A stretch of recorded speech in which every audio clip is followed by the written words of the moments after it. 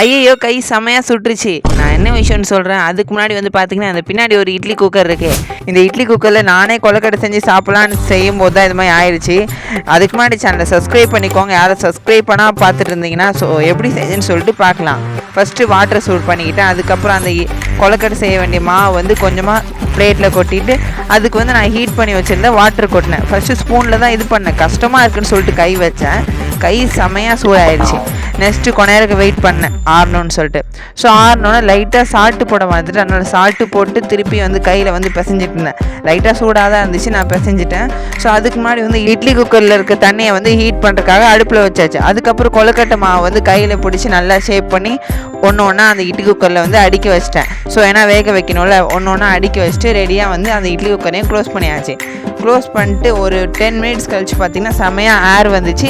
So நம்ம கொழுக்கட்டை ready ஆகிடுச்சு. திருப்பி இதை பிளேட்டில் ட்ரான்ஸ்ஃபர் பண்ணிட்டு நானும் எங்கள் அக்காவை சாப்பிட்றதுக்காக சுகர் எல்லாம் எடுத்து வச்சாச்சு. அந்த கொழுக்கட்டையை அப்படியே சுகரில் டிப் பண்ணி வாயில் வச்சேன்.